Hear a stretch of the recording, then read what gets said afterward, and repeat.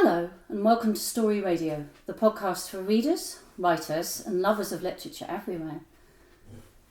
Today we're talking to Miki Lentin, whose book Winter Sun was published on the 13th March by Afsana Press. It's great to have you back on the show, Miki. Thank you very much, it's great to be here. Could you tell our listeners a little bit about what your book is about? Yeah, so Winter Sun is a book about a holiday I went on with my father to Tenerife in 2005. I was around 30 years old at the time and my dad was in his early 70s and pretty unwell. And I wanted to ask him a series of questions about why he was the way he was when I was growing up with him as a child. It's a book of autofiction, I suppose, so autobiographical fiction. So whilst we did go on the holiday in 2005, that actually happened, quite a lot of what is in the book has been fictionalised. So we don't really come to any conclusions by the end of the book. I don't want to spoil anything, but I suppose it's a book about father-son relationships and identity and I suppose growth and what it's like to grow up with someone who's very creative and intellectual, but also quite stubborn and difficult, and the complexities that I had of doing that as a child, I suppose. Yeah, that was something that interested me actually, as to kind of how much it was kind of just non-fiction, the extent to which you did fictionalise things. Did you set yourself a set of rules before you started as to kind of what you would allow yourself to do in terms of fictionalisation? I don't think I set myself a set of rules. I wanted to write about the holiday, and actually I think when you go on holiday with an ailing parent, some kind of strange things can happen. It can be a bit funny, it can be a bit quirky, and it was a package holiday that my dad had booked as well, so in a way that was quite strange for him to have booked a package holiday. And the place that we stayed in wasn't that nice also, so we met different types of people, and actually some of the experiences that we had on the trip that I write about in the book actually kind of did happen. So for example, he did forget his diabetes medication and had to go to the doctor to get some more medication. He did feel very unwell one evening and sort of thought he had to see a doctor. We did bump into these walkers in this distant village, and we had a bit of an altercation with them because my dad wasn't feeling. So some of these things did actually happen, but I wanted to make it more dramatic. I wanted to make it more of a story. And I wanted there to be a sense of tension. I really wanted to grow that tension, and I felt, well, I'm not going to just be able to grow that sense of tension between us just by recounting things that happened. I needed to sort of fictionalise it to a certain extent, but I don't think I set myself any rules. I started to write, and then I realised that actually, in order to make this appealing for readers, and in order to make this kind of a fun read as well, and a read that sort of would resonate with people, I had to build the tension somehow, so I had to fictionalise things a little bit, I think. Yeah, that's interesting, because some of the tension comes from the questions that you got looming, and I was kind of interested as to kind of whether those were exactly verbatim the questions that you had prepared, or whether you made them up, in fact. Well, so at the time, I actually, in the book it shows that I was in therapy at the time, which actually is true, so I was seeing a therapist at the time. But I hadn't really discussed with my therapist, whether or not I should ask my father questions on this holiday. And I didn't actually know what the questions would be until I got to the end of the book. So again, without spoiling too much, I think, I consistently go through this journey in the book trying to find the right opportunity and the right chance to talk to my father about these questions that I want to ask. But the reader doesn't really find out much until sort of the last few chapters. And I hadn't quite worked that out right from the very beginning. I sort of, I'm not the best planner when I write. I don't always sort of plan each stage of what's going to happen. I think things come to me, and then I think I then start to develop them as things progress when I'm writing. It did feel almost like a MacGuffin, just a kind of something which is a kind of goal to head to, but isn't in itself that important in a way. Yeah, and I think you kind of want to, I don't know, I think I wanted to have something that was always at the back of the reader's mind as well, to kind of like think about, so where are these questions, and what are these questions going to be, and if I reveal them too early, then does that spoil things for the reader as well? And I think I wanted that to be some kind of release also towards the end, which allowed that kind of, in the last couple of chapters, there is more of a dramatic moment, I think, and I sort of wanted all of that to come together somehow. So yeah, I suppose you're right. Yeah. Mm. How did you find the experience of writing this compared to writing fiction? You're usually a short story writer, aren't you? Yeah, so I've written a lot of short stories, I really enjoyed this experience. I've always wanted to try to write something longer, and I wrote part of it during my MA, and then kind of put it aside for a couple of years after I wasn't originally able to sell it through an agent, and then came back to it sort of early in 2023, and then sort of rewrote it. It's not a very long book, it's only around 50,000 words. I think I really enjoyed, so I like to write about things that have happened to me, but I like to fictionalise elements of them. So I think I enjoy that. I suppose I'm not the kind of writer that can make things up, completely, I suppose. I need things, people say to kind of write what you know, and I kind of think that's important, but I also think it's to write about what you don't know as well, to add that sort of element of surprise and fiction, because that sort of builds more of a tension for the reader, I think. So to me, that became quite good fun, actually. I wanted to add elements of drama, and that just became more of an interesting experience overall, I think. Were there elements in the holiday that you kind of felt it awkward about including, or didn't include because they felt too uncomfortable? Yeah, I think ultimately I'm talking about an elderly man here who was my dad, who I loved very much, and he's been dead 10 years now. So I did feel pretty awkward about writing about his well-being and his illnesses. I depict in the book that he's got a very big hernia sticking out of his abdomen, which he did have. He had a lot of illnesses, and he was kind of falling apart slightly by that stage of his life. So I did feel a bit awkward about that. I felt awkward about describing him that way. But I also felt that it was important for people to understand that this is what old age can do to people, and I think it's not always pleasant. And so I thought initially that it might feel uncomfortable, but I thought I was telling the truth. I didn't want, I think if you're going to depict an elderly old person, I think you have to do it properly. I don't think you can't sort of shy away from it somehow.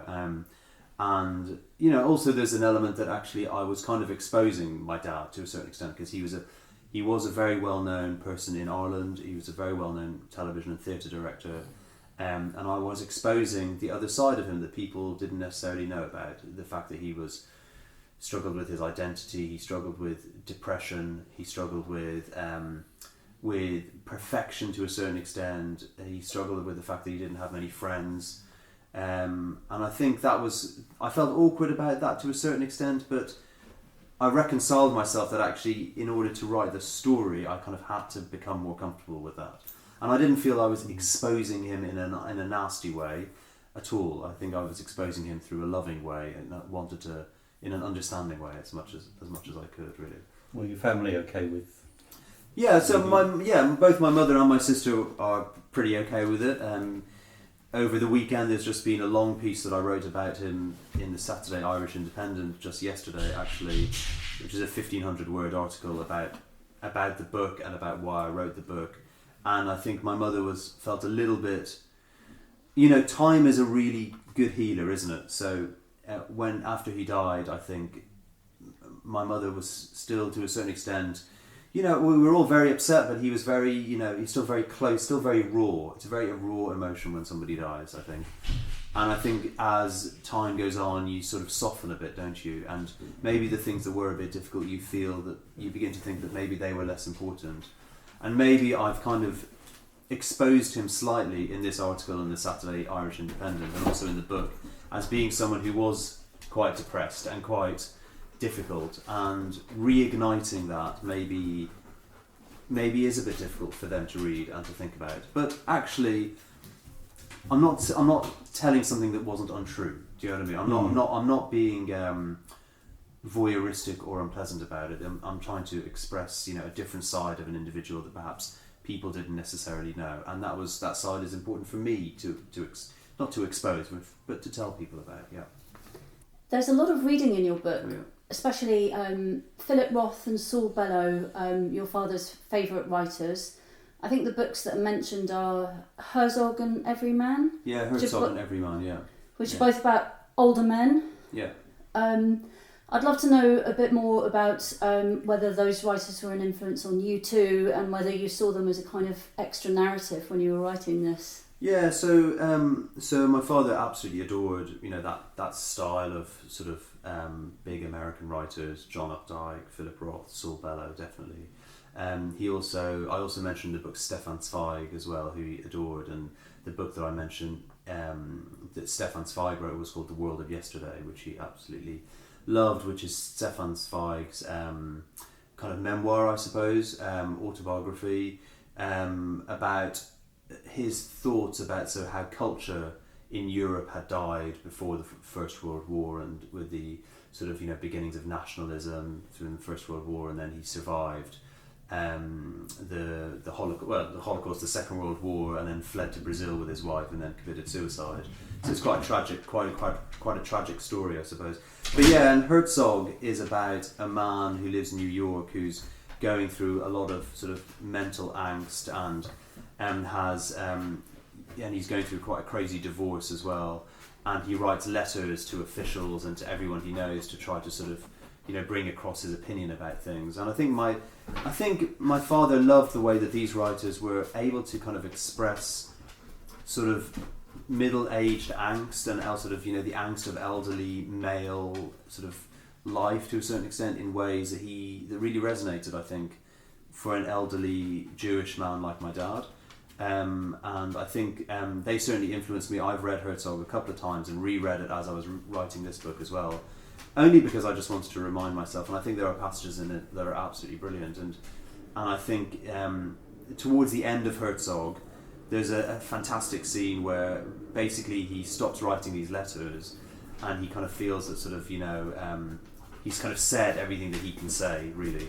And in a way that really resonated with me, because I kind of felt that my dad got to a stage in his life where he kind of felt that he could say everything that he could say, and those kinds of messages I think were very very prevalent for my father, I think. So that's, I think, one of the reasons why he loved those books. But also, yeah, they definitely influenced me. And also my father introduced me to literature, and I love literature. I love, obviously, writing and reading. And I've read quite a lot of these books, and I know that a lot of these American Jewish writers divide opinion these days, but to me they're still very significant works of literature that perhaps should be read, and I think tell us a lot about periods that they were writing in, especially post Second World War writing, I think. I'm not sure they're on the Birkbeck reading list. I'm not sure they're on the Birkbeck reading list. Yeah, exactly. But I adore Saul Bellow, and I really I've enjoyed reading a lot of John Updike as well. And I love Philip Roth particularly, but I've started reading Herzog again. These books are hard reads sometimes, and difficult, but I still think they can tell us a lot about that society during that time, I think. Well, the plot against America seems very prescient now, doesn't it? Because so much relates to Trump and exactly, yeah, what's happening. And I think my father was desperate to. I don't know. I think especially with there's sense of kind of loss and being lost in the world and trying to find answers to things. Definitely kind of fitted the way my father kind of liked to think about things. And maybe that's also why he liked these writers. I think people like Bellow were kind of probably quite lost individuals, but they could express themselves through their work and through their writing. And I think that's maybe why he found beauty in those kind of works. Just like he found beauty in classical music. My father was obsessed by classical music, and he would always enjoy that aspect of losing himself within kind of classical culture. He really enjoyed that sense of exploring that world, I think. You have sections between the chapters which are in typewriter font, which I assume are early letters from your father. Could you explain a little bit about how they work in the narrative? Yeah, so actually one of the original kind of thought processes behind the book was that I found this bunch of letters that my dad wrote to me, and I just reminded myself of how funny they were and how ridiculous the kind of things that he wrote. I don't think he quite knew what to write in letters, so it was usually just like a stream of consciousness, actually, of things that had happened to him, or food that he'd eaten, or bottles of wine that he'd drunk, or how he'd cut himself with a carving knife, and all that kind of stuff, and how much he missed my mother when she would go on work trips and stuff like that. And it just occurred to me, these are letters are really nice in a way, and the whole idea about letter writing is within the book. It's it's kind of linked to what Herzog is doing in Herzog. Moses Herzog does within Herzog, of writing letters. And I don't think my father was doing the same thing, writing letters to me. He's not sort of using letters to demonstrate against the government or city officials or anything. But I just quite like that sort of link of writing letters, of being somewhere else and receiving these letters. So they play a role in kind of trying to build his character, and the letter excerpts that are in the book are actually real excerpts from real letters that he wrote to me. And if you are to read the book, then you'll find that that's kind of quite a critical thing by the end of the book as well, the whole idea of letter writing. So we broke up these letters as sort of chapter breaks in order to sort of maintain that sort of sense of interest in them, so that the reader will eventually find out what's happening with these letters as they read on. Yeah, I like the use of the typewriter font. Was it actually laid out exactly as in the letter? Yeah, exactly. So my, they were written on an really old computer. My dad, I think like an Amstrad or something, and on a dot matrix printer, and I've still got the actual original printouts. So we wanted to try to replicate, sort of like early 90s, mid 90s kind of dot matrixy kind of style of printing. He really like a lot of elderly people, they struggle with like new technologies, and he even when he was alive, he got I remember him getting an Apple Mac computer once, and he just couldn't use it at all. It was just the hardest thing ever, and I think the simpler it was, the better. So and I used to love going into his office when he worked in RTE and playing on his typewriter. He had one of those old-fashioned, clickety-clack typewriters, which were quite cool. It's like that with Richard Broughton, who wrote his stuff. No. Trout fishing in America. It's all kind of just in typewriter font. It just does feel like he's just kind of sat and typed it all out. I quite like it, yeah. And also I just think there's I like the sounds that they make, and I even quite like the sound of a dot matrix printer like coming to life. It's kind of like squealing to life. Not for 200 pages then. Yeah, exactly. Yeah. Your writing is very observational and rich in detail. I love your descriptions, for example, of meals or people, or just the kind of way you describe what apparently very sort of mundane situations and kind of really home in on them. What's your secret? Do you keep a diary? Do you take photographs? How do you do this in your writing? I don't keep a diary, and I don't take many photographs at all. I don't know. I don't know. I do like that aspect of writing, of trying to find like little details in things that are kind of like bring things to life, and I think that's kind of the nice way of doing things, is try not to describe everything, but try to focus in on one or two things and make it kind of quite, kind of quite unique. And I think the meals aspect, that going out for dinner aspect of in this book with my dad was really important. He loved going out for dinner, so I knew that I had to bring those kind of meal occasions to life in ways that were kind of going to be interesting for the reader to read. And I really wanted to get across the difficulty that he had with things like, using pliers to open lobster shells, and the fact that the taste of food was really important to him. The wines were really important to him. So no, I don't keep a diary or take photos necessarily. One thing that I do like to do though is, and I think I learned this, I can't remember who it was from, so I draw pictures of kind of maps of rooms or kind of locations, just like in a notepad, so that I can figure out what route I'm taking. So if a restaurant or a hotel is down a road or an alleyway, I just draw the map out from my mind into a book, and then I can find a way of describing it. I think now that this book was set in 2005, and I've only got a few photographs from that holiday, like literally a photo of me and my dad, a couple of me standing by a hire car, but I don't remember. It's weird because I don't remember taking a camera on that trip, and this is the time before we had smartphones, and so we weren't taking digital images then. So I think a lot of it I've just used from my memory. I bought a guidebook about Tenerife so that I could remind myself of things that are in Tenerife as well. And I do quite a lot of searching online to look at. One thing I do like to do, actually, I don't take photographs, I look at photographs of food that people take in restaurants, and I think that's quite a nice thing to, then you can use that as a way of describing things, yeah. Was it Nabokov? Because I remember there's a section where he talks about, in one of his books about writing, he says, always draw a map and a room plan of any... did he say that? I didn't know that. He did, yes. And I always tried to do it, and I always find it really quite a challenge, actually, trying to work out where my characters are and where they're going and that kind of thing. And I think sometimes I sometimes forget that, like, you know, you've left somewhere, and actually you have to tell the reader that you've left somewhere, you know, do you know what I mean? So that's sometimes a tricky thing to do, yeah. How did your view of your father change over the course of the holiday, and how did it change over the writing of the book? I think I understand my dad a lot more now, and I think that's taken probably quite a long time. I think he wanted I think that the whole idea of going on holiday was somewhere warm and somewhere kind of comfortable. You know, if you go, having some heat inside your body, I think for him was very important. I do think he liked warmth, and I think he was loved, obviously, by us and his family and people who knew him, definitely. But I think he wanted to feel that kind of warmth in his skin a bit more and in his life. And I think he always struggled with maybe a lack of warmth, maybe. And I think going on holiday for him was quite important, to feel that kind of sense of warmth and comfort that maybe he didn't always feel that he had within himself.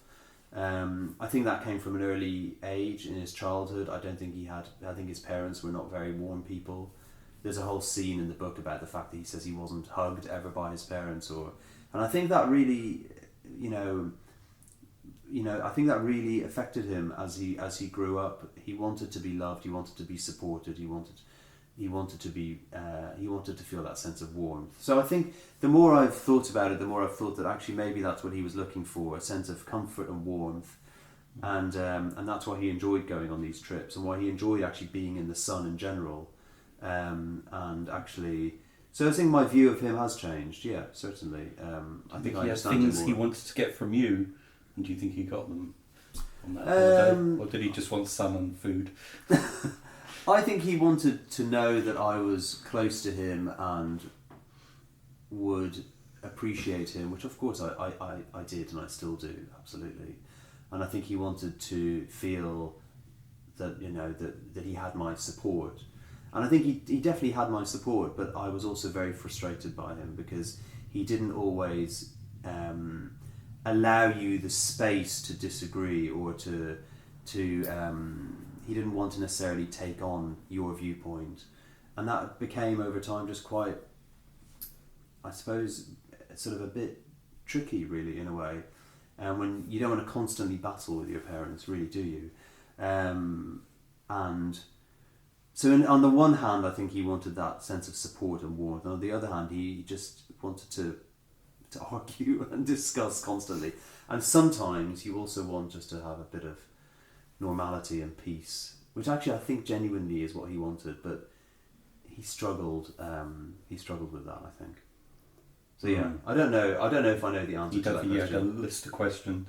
I don't think he had a list of questions for me. No, I don't think so. Would you recommend Tenerife as a place for a week of family bonding? Would you go there with your kids? Well, I haven't been to Tenerife since, actually. I've been to Lanzarote a couple of times, but not to Tenerife, actually, funnily enough.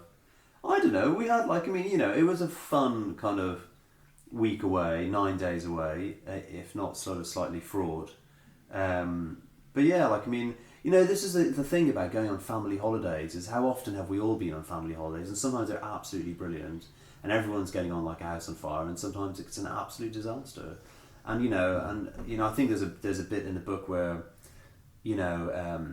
I in the book I befriend the holiday rep, so the guy who's kind of looking after all the guests in the hotel, and he at one stage says something like, well, most people come on holiday and they're like having a really horrible time at the beginning, but they start to relax and then they get into it. But he says, you guys are different. You seem to have got worse as the holiday has gone on.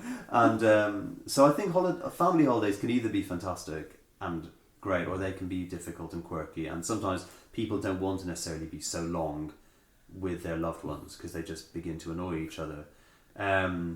Did you go on the bar tour? Did I go on a pub crawl? Yeah.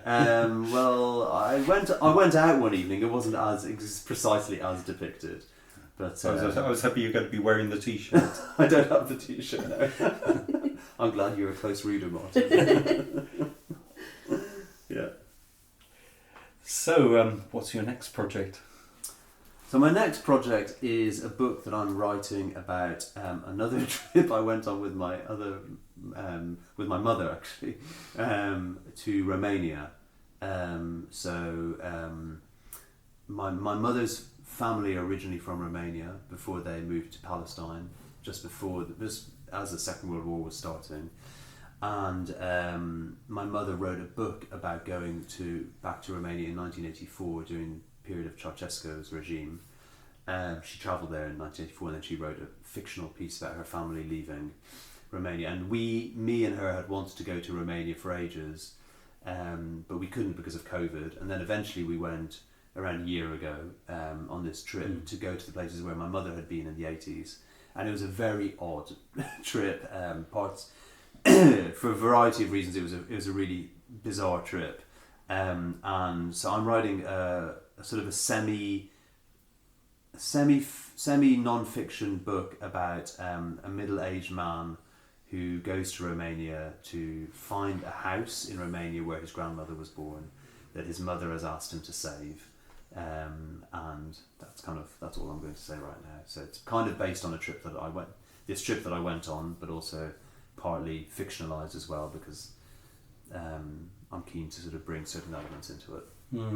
So the ghostliness of Romania is in it, and I bring in a lot of kind of Romanian film and books that I've read as part of my research. So I'm hoping it'll all come together at some stage. Oh, that sounds fantastic. Really interesting. Thank you. Brilliant. Well, thank you so much, Miki. It's been lovely to have you back at Story Radio again. Apologies for my noisy dogs. I love your noisy dogs. They're great.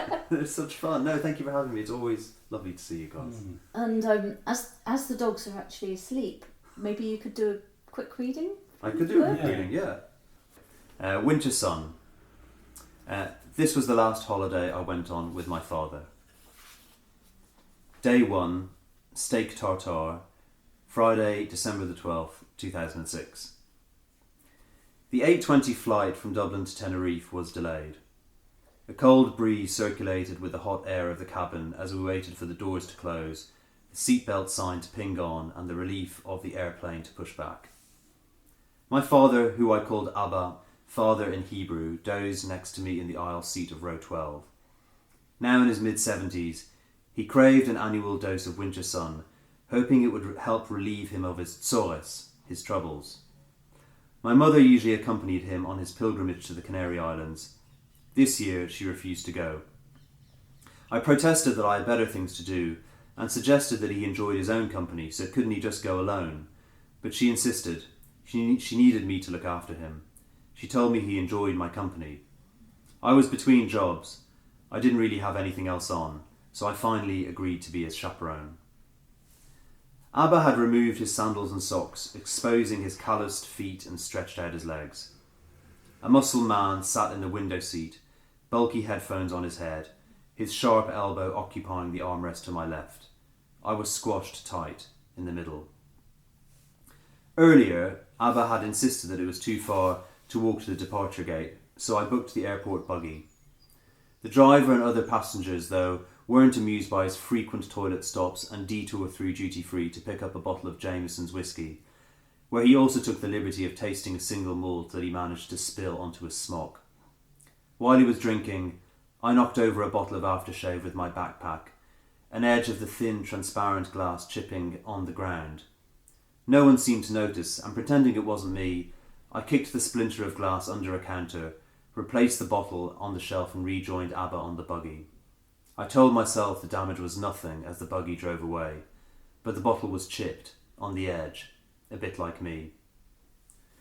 Half an hour after taking our seats, gusts of wind lifted the airplane through icy drizzle over Dublin Bay into heavy clouds, leaving my empty stomach behind.